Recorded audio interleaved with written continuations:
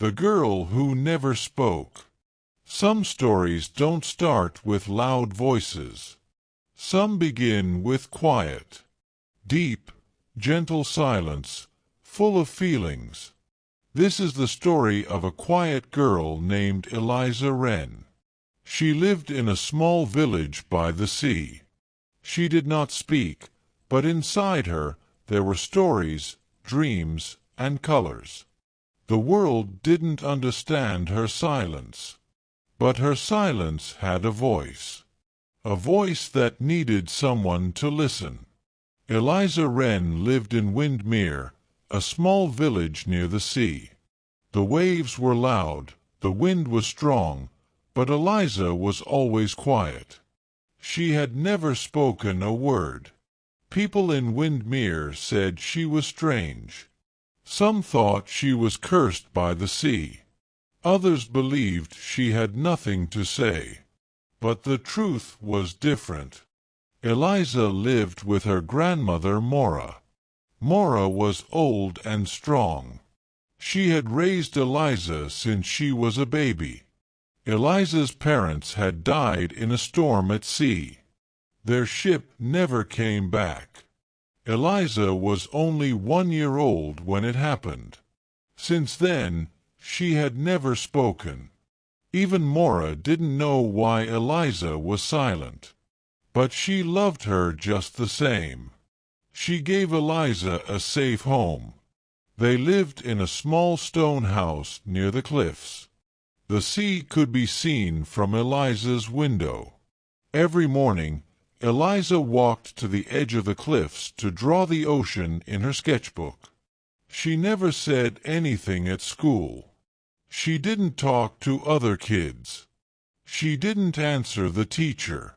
But she was always there, sitting quietly, drawing in her notebook.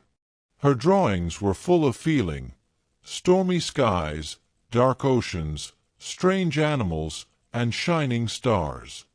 Eliza used her art to speak. Her notebooks were full of colors and shapes. Her drawings showed her dreams and her pain. At home, her room was covered with pictures. Mora never asked questions. She let Eliza be. She believed that Eliza would speak when she was ready. At school, the other children did not understand her. Some were kind, some just ignored her. But one boy, Oliver, often made fun of her. "Why don't you talk?" he would say. "Did the sea steal your voice?" Eliza never answered. She stayed quiet. But inside, she felt hurt. Then, one day, everything began to change. A new teacher came to Windermere School. Her name was Miss Clara Hollis. She was young, kind, and full of energy.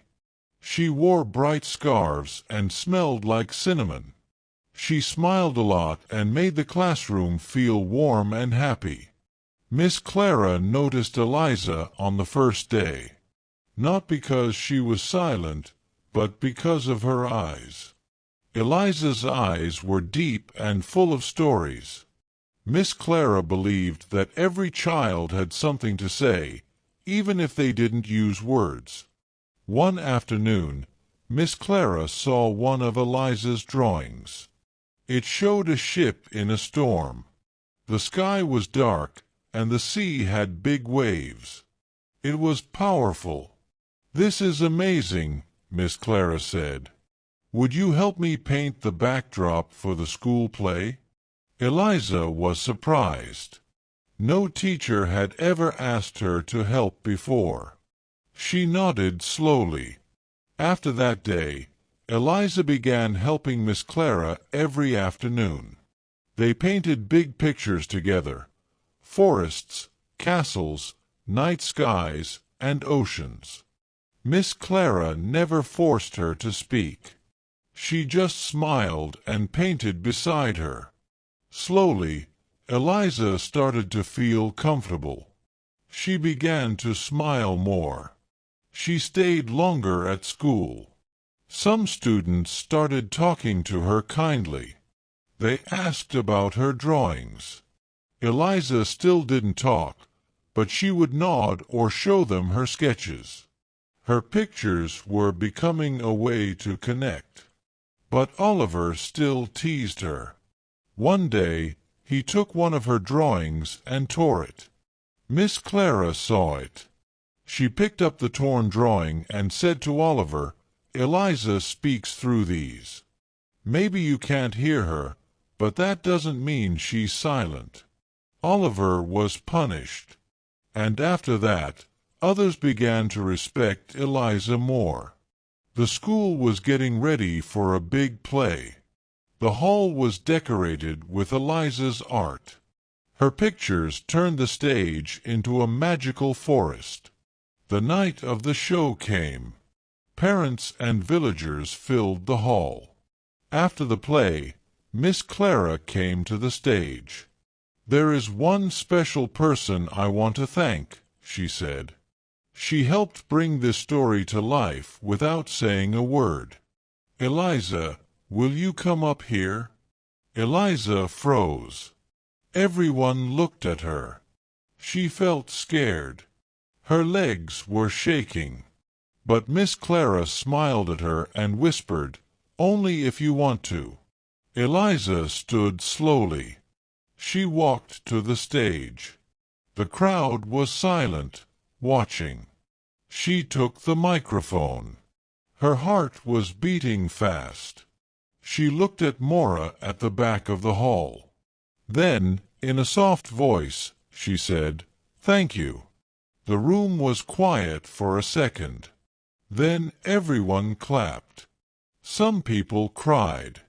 Mora was smiling with tears in her eyes. That night, Windermere changed. After that, Eliza still didn't talk much. But she didn't need to. She joined the school art club. She helped younger kids learn to draw. She smiled more, and sometimes spoke a few words. Miss Clara and Eliza became close friends. They would talk using sketches, and later, words. Eliza wrote stories to go with her drawings.